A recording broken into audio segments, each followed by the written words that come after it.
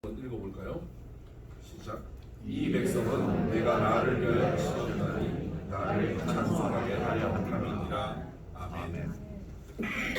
오늘 특송은 김수현 자매가 색소폰으로 특송을 하기로 돼 있었는데 몸이 좀 안 좋아서 오늘 출석을 못했습니다. 이은경 원사님께서 주 하나님 지으신 모든 세계 피아노로 하나님께 부르겠습니다.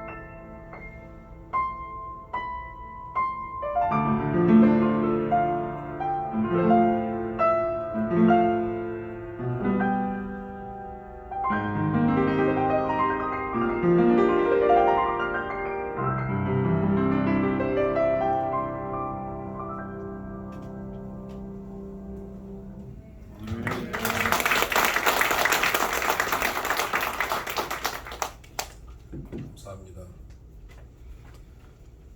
따님들의 음악성이 어디서 왔는지 알겠네요.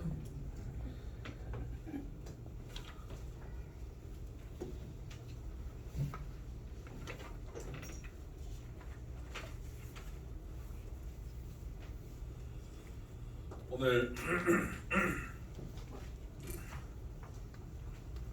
이사야 43장 21절 말씀으로 당신의 가치는 이라는 제목 가지고 함께 말씀을 나누겠습니다.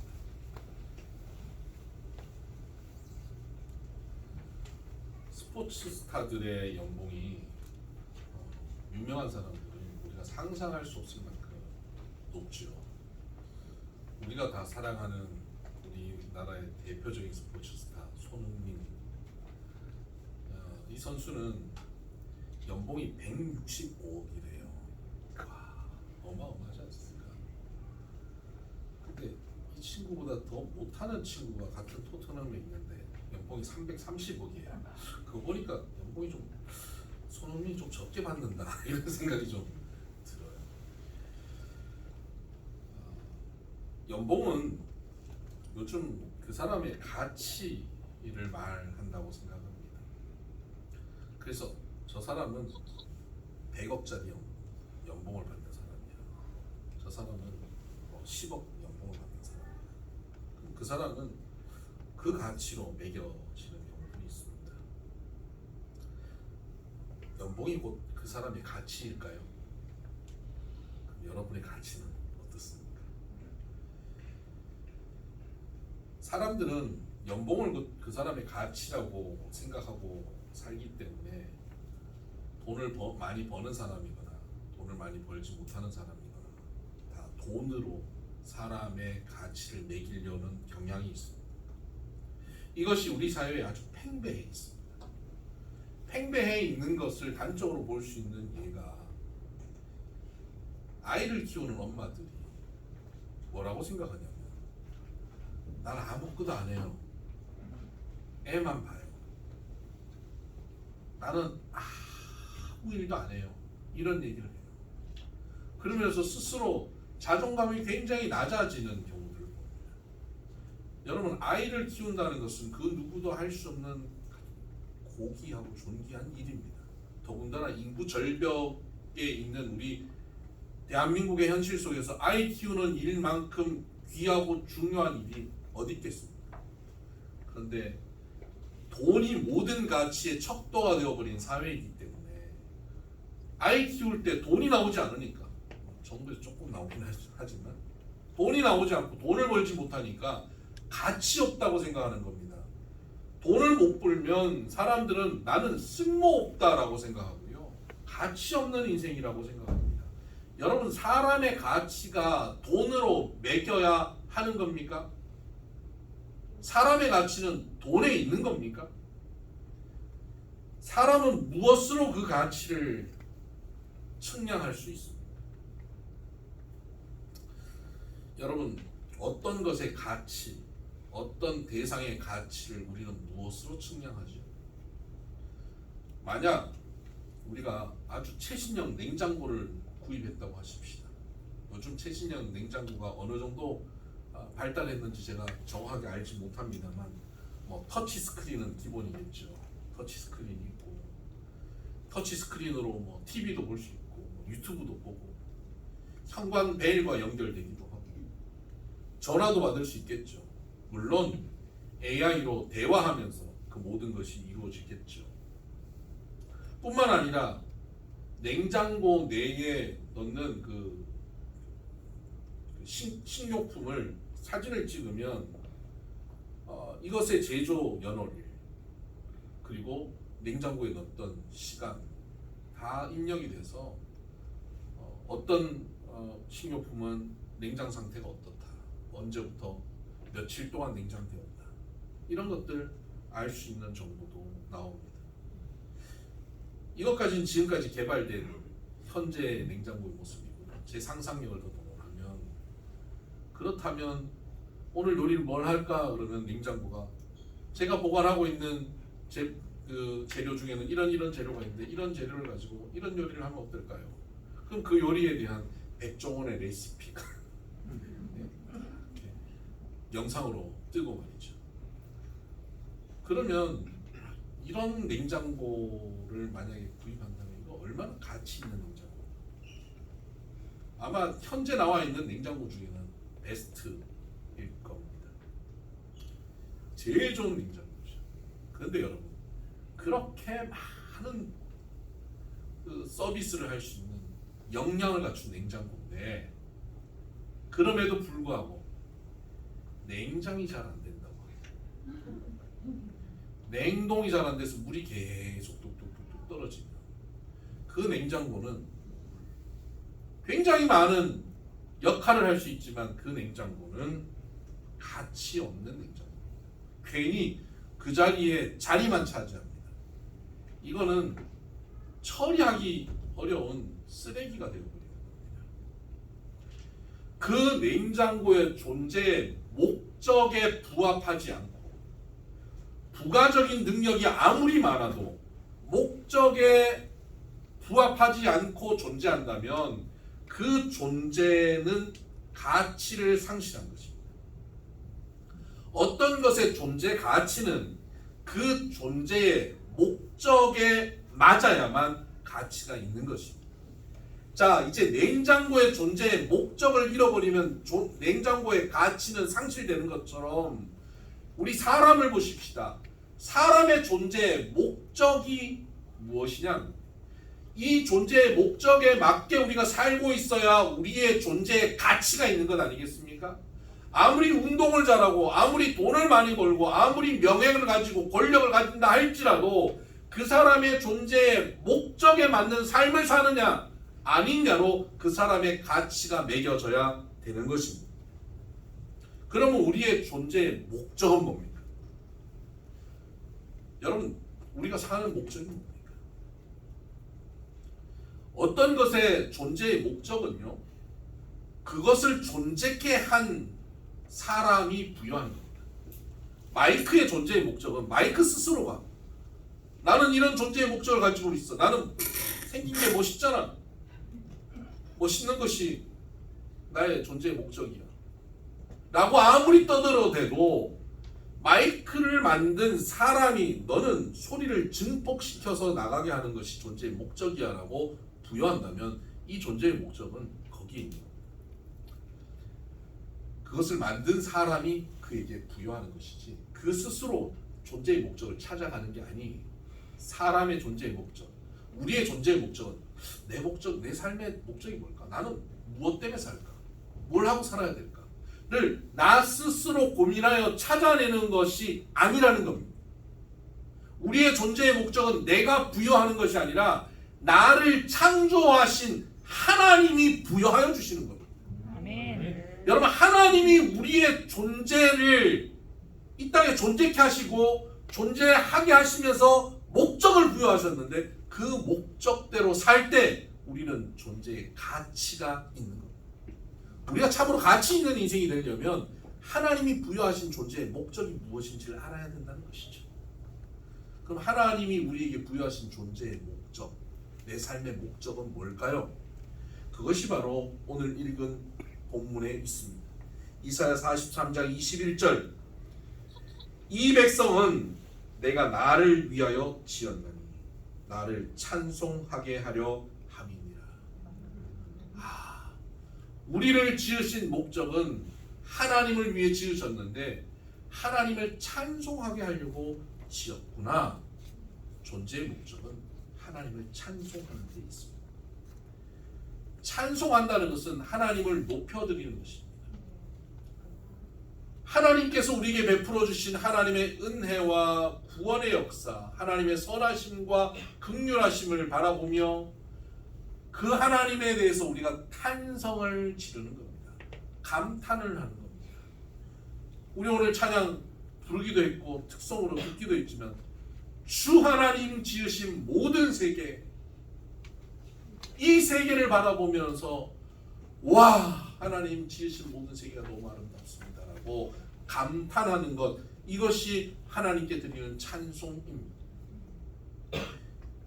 이런 찬송하는 것, 하나님께 반응하는 것, 이 모든 것을 한마디로 종합적으로 감탄하는 것을 얘기하면 그것이 예배입니다. 하나님께 예배하는 것, 그것이 우리의 존재의 목적인 겁니다.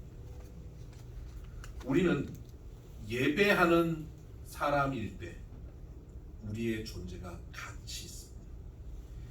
예배드리지 않고 하나님께 예배하지 않고 돈 많이 벌고 일 잘하고 세상에서 떵떵거리고 살면 그가 가치 있느냐? 목적에 맞지 않는 삶을 살기에 가치 없습니다. 많은 부가적인 능력을 갖고 있는 냉장고가 냉장을 하지 못하면 가치 없는 것처럼 사람이 하나님께 예배드리지 않으면 그가 아무리 다른 것을 잘해도 가치 없는 인생인 겁니다. 물론 나 스스로 아니야 난 가치 있어라고 아무리 생각해도 하나님이 그에게 가치를 부여하지 않기 때문에 가치가 없습니다.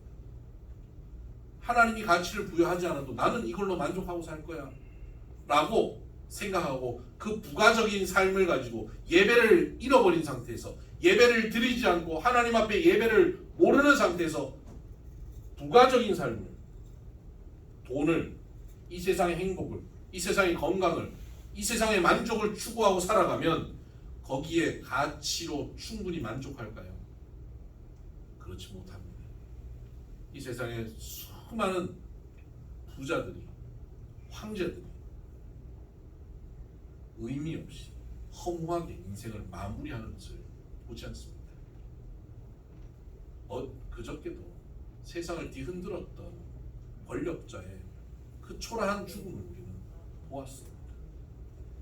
인생은 우리 인간이 스스로 아무리 가치 있다고 해도 하나님이 가치를 부여하지 않으면 그 가치는 의미 없는 것입니다.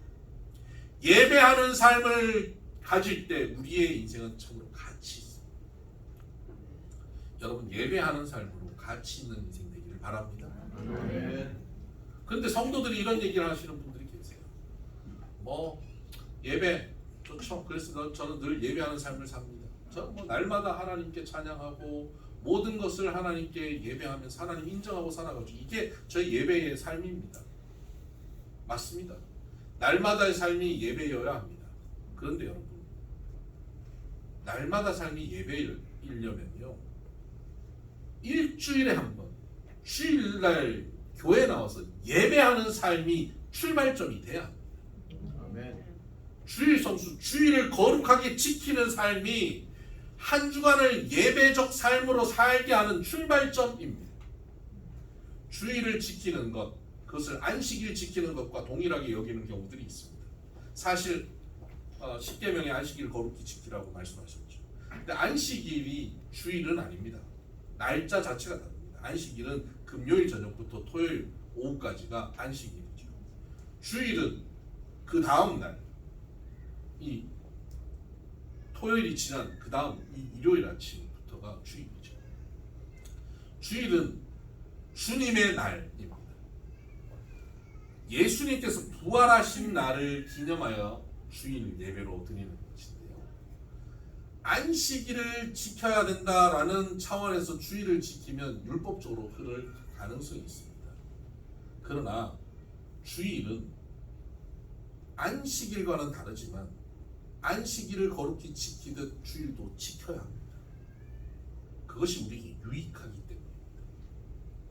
하나님께서 안식일을 주셨던 이유가 있습니다. 그것은 이스라엘 백성들이 한 주간을 살아가는데 거의 그 당시에 노예 생활하고 그렇게 일하고 사는 것 아닙니까? 그런 사는 사람들이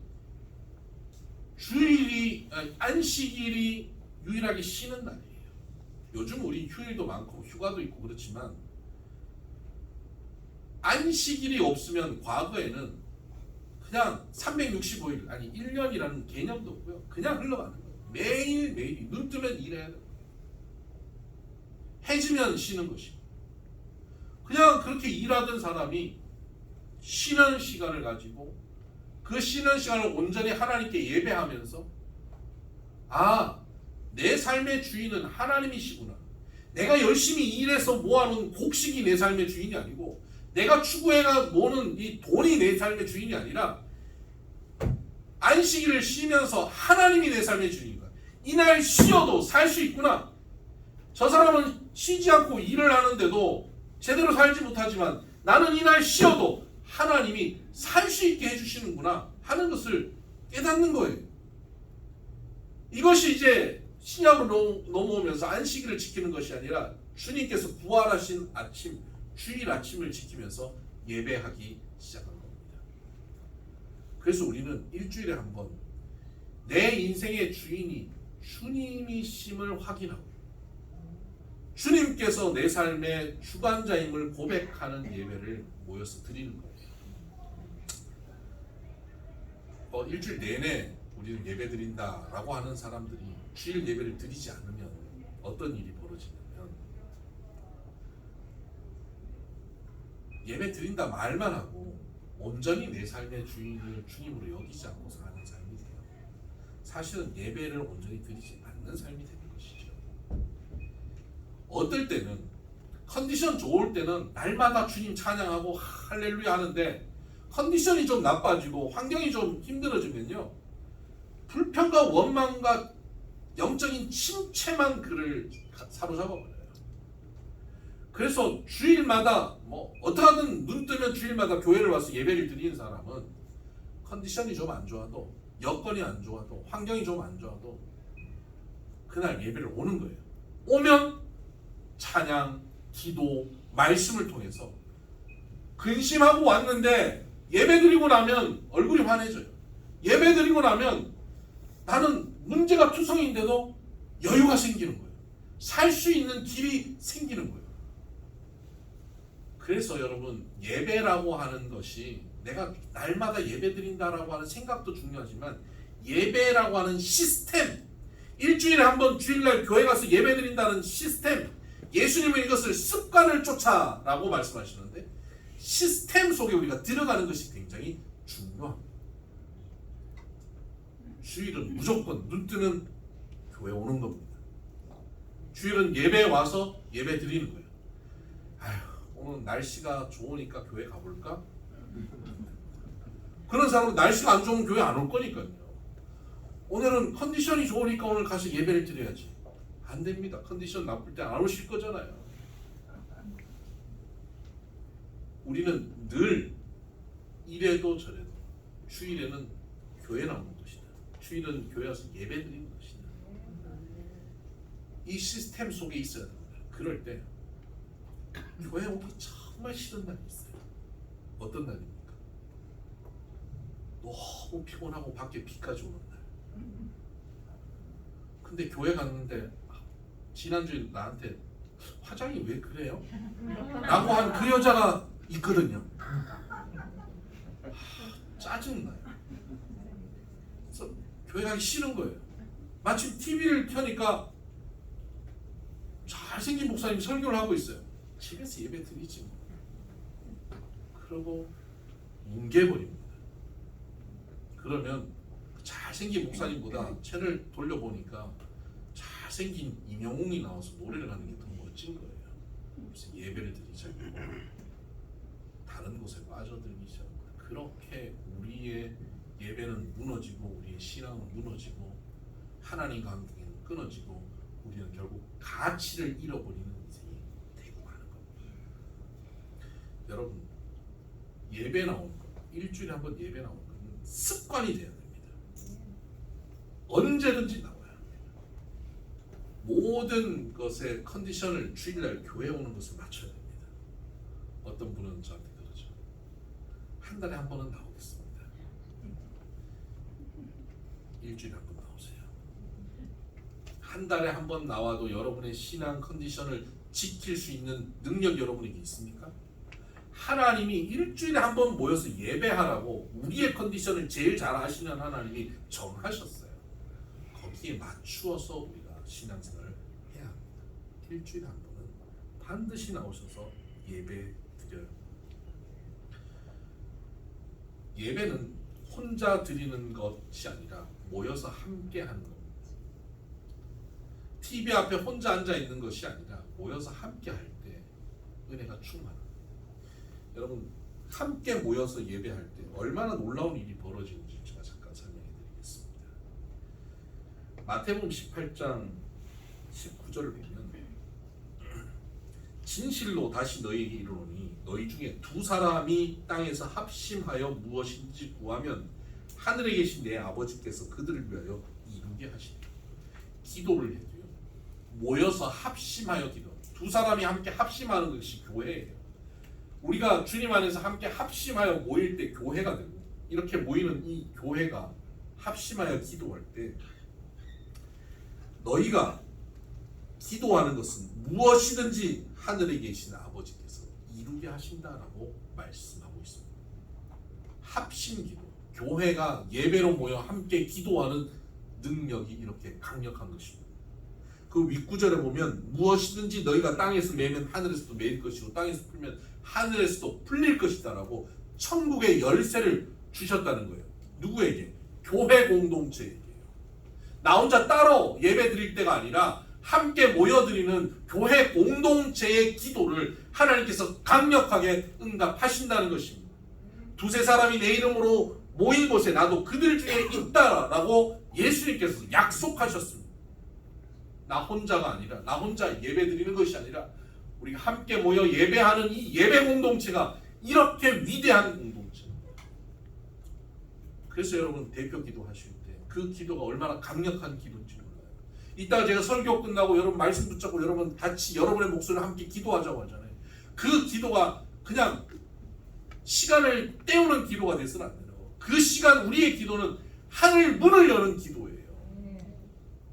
이때 여러분 간절하게 기도해야 되는 것입니다. 우리가 한 주간 기도하는 시간 중에 그 기도 시간이 가장 강력한 기도 시간인 줄 아셔야 합니다.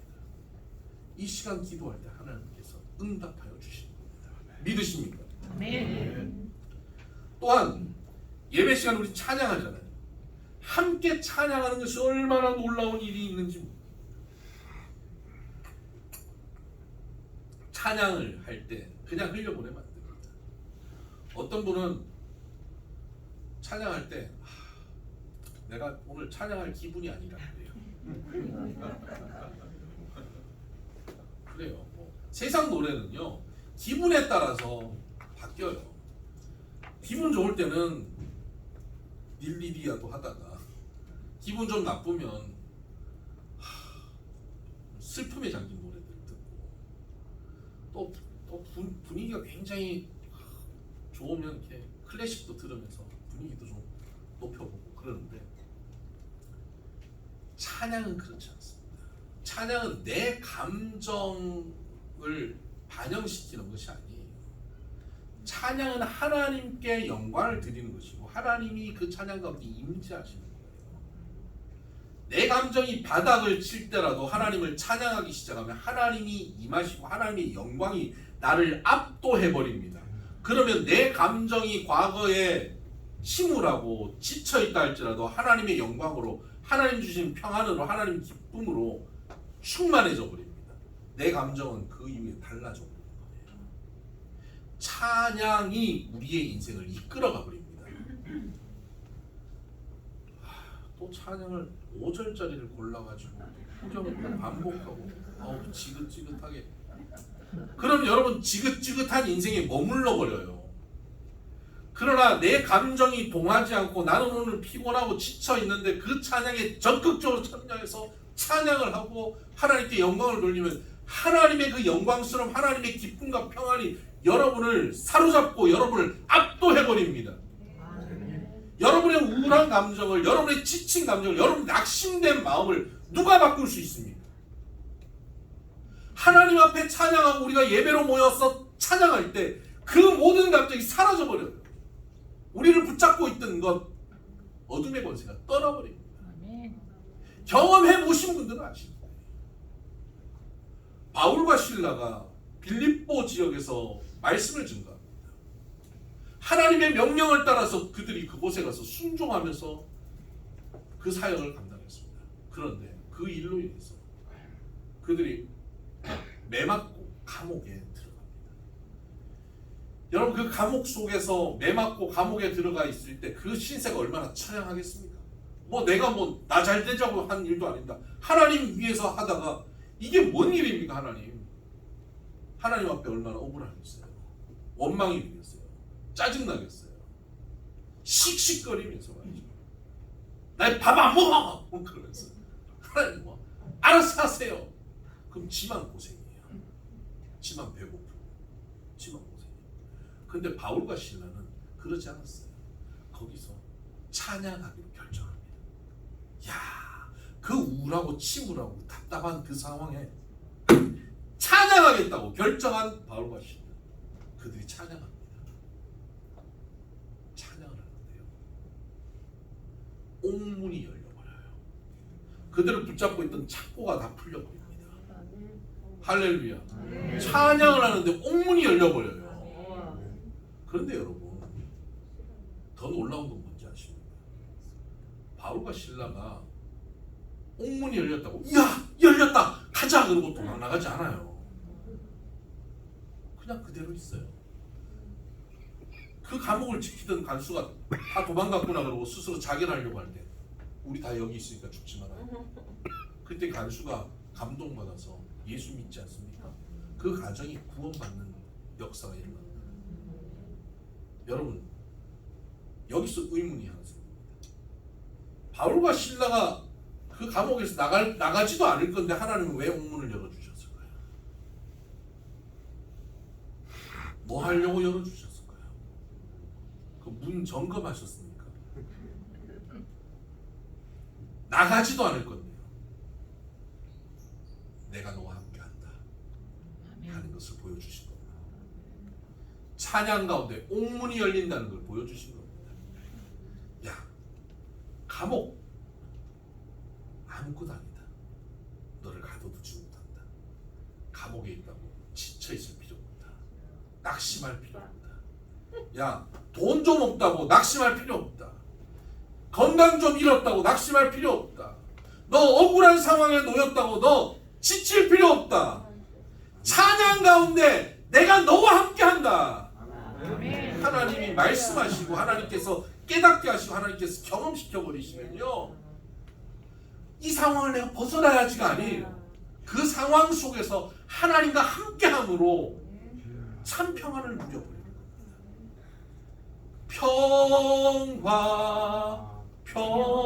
평화로다 하늘 위에서 내려오네. 그 사랑의 물결이 영원토록 내 영혼을 덮으소서.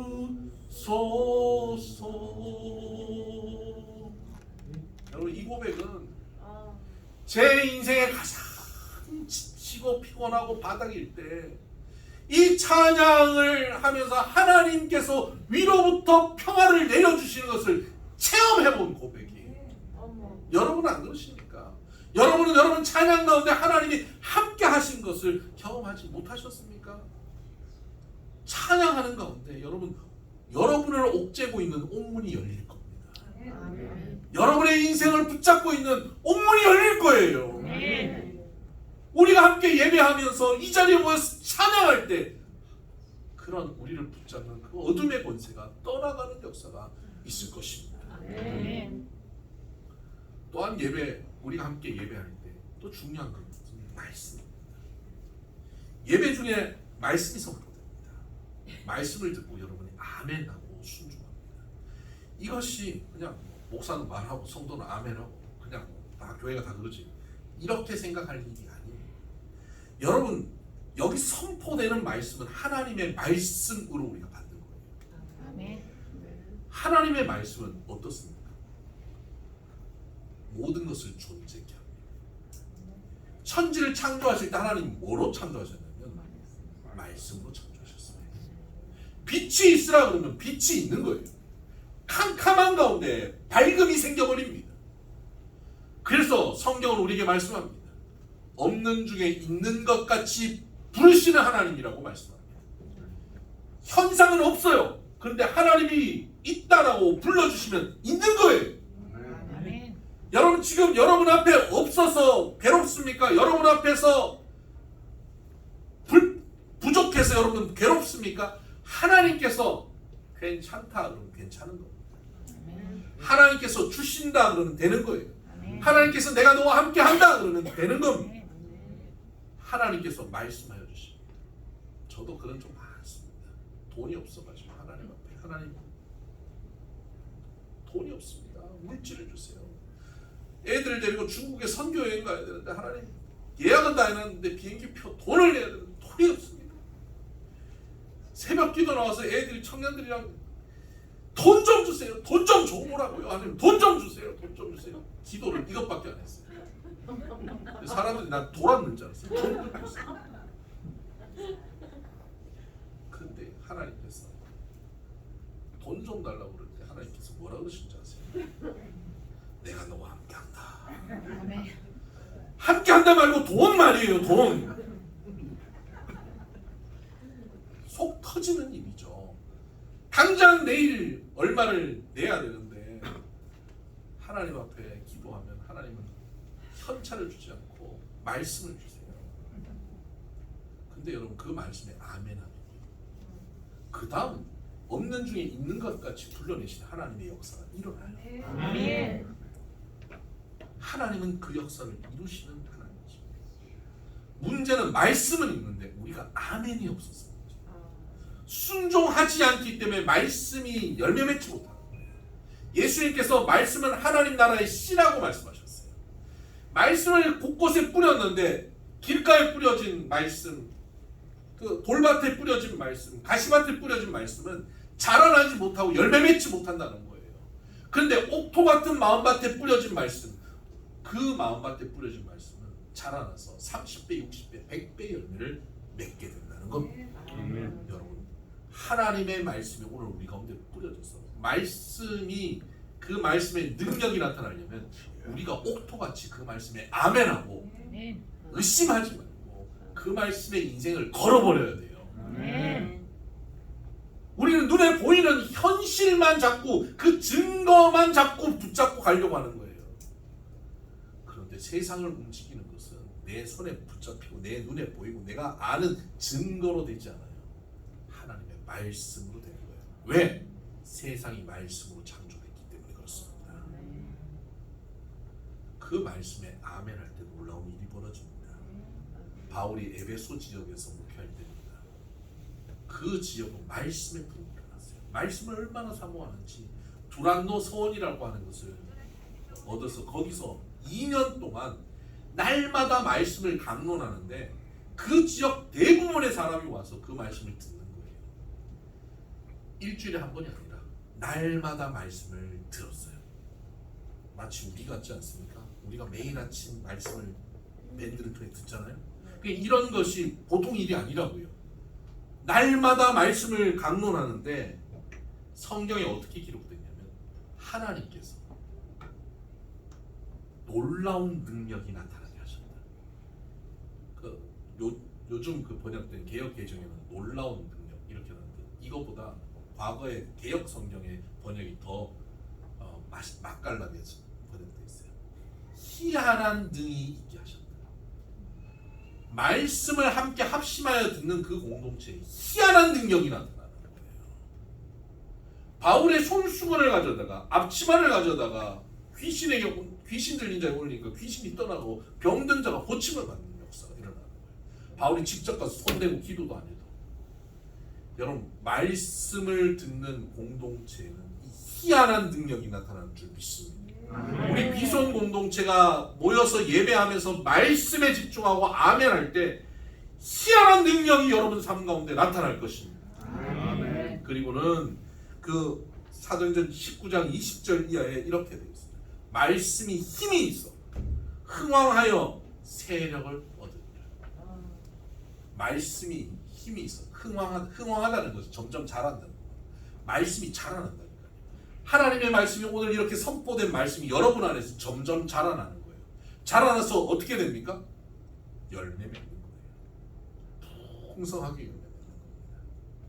말씀의 공동체로 우리가 예배하는 자리에서 말씀에 순종하고 말씀을 기대하고 사모하고 매일매일 그렇게 말씀 가운데 거하면 말씀의 흥왕함의 역사가 우리 공동체에 나타날 것입니다.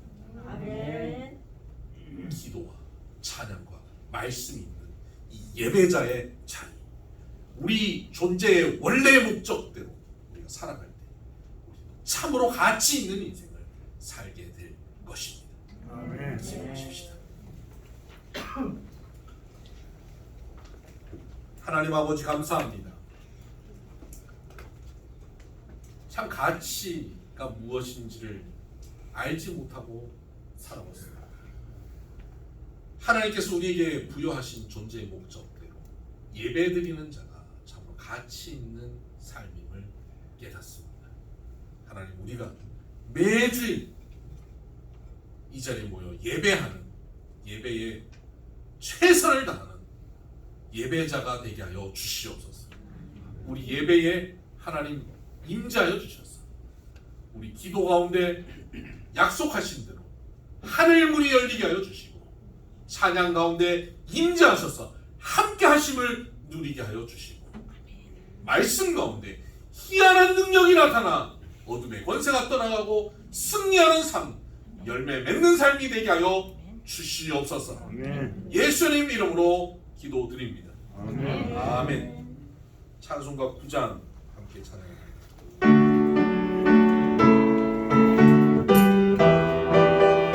잠깐만요. 찬양할 때요, 우리 말씀 들은 것처럼 해야 되죠. 그죠? 찬양할 기분이 아니야. 이 곡조가 나한테 안 어울려. 찬양이 여러분을 이끌어버려요. 찬양하는 가운데 옥문이 열릴 거예요. 찬양 가운데 하나님이 함께 하심을 누릴 거예요. 가사 하나하나, 곡조 하나하나에 우리의 몸을 맡기고 우리의 영혼을 맡기고 하나님께 나아가십시다. 그렇게 찬양합니다.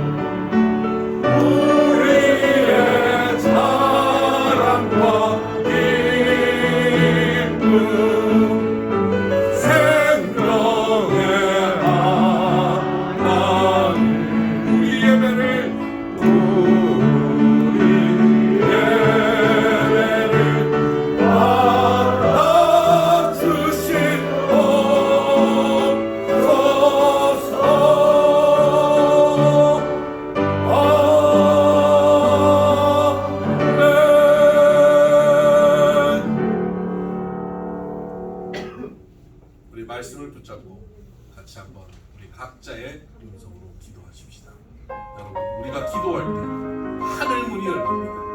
천국 열쇠를 우리에게 주셨습니다. 이 시간 이 말씀을 붙잡고 기도하는 이 자리가 이 기도의 시간이 가장 강력한 기도.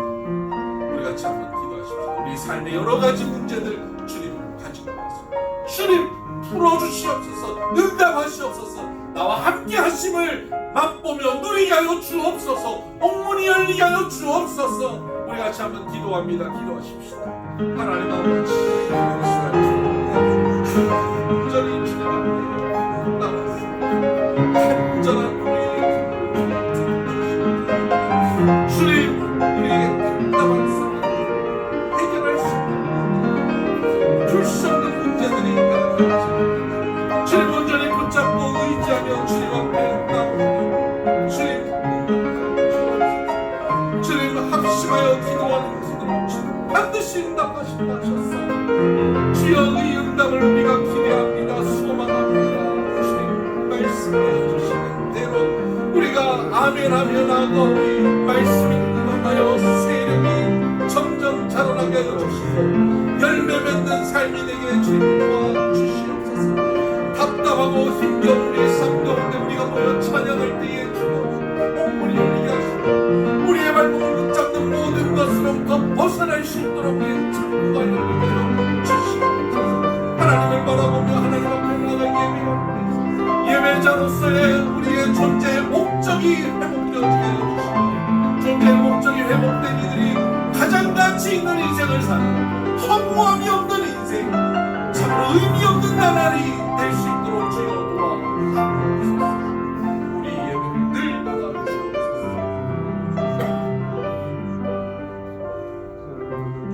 하나님 아버지 감사합니다.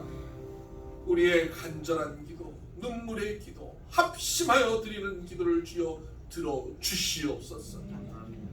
육신이 연약한 이들이 있습니다.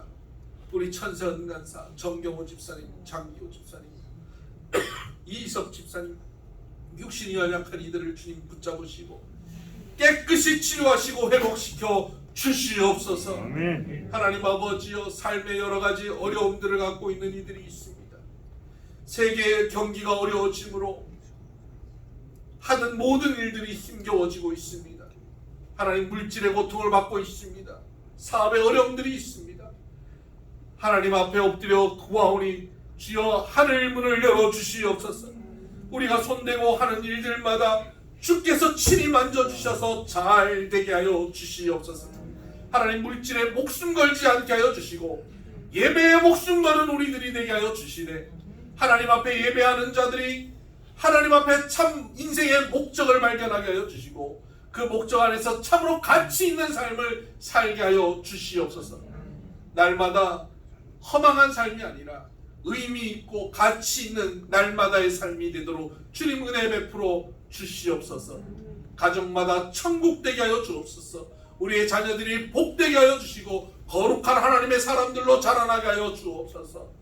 우리 비손에 찾아오는 모든 성도들, 특별히 새로 교회 나오는 이들, 전혀 하나님을 알지 못했던 이들을 주님 이 시간 만나주시고 주님과 인격적 만남을 누릴 수 있도록 은혜 베풀어 주시옵소서.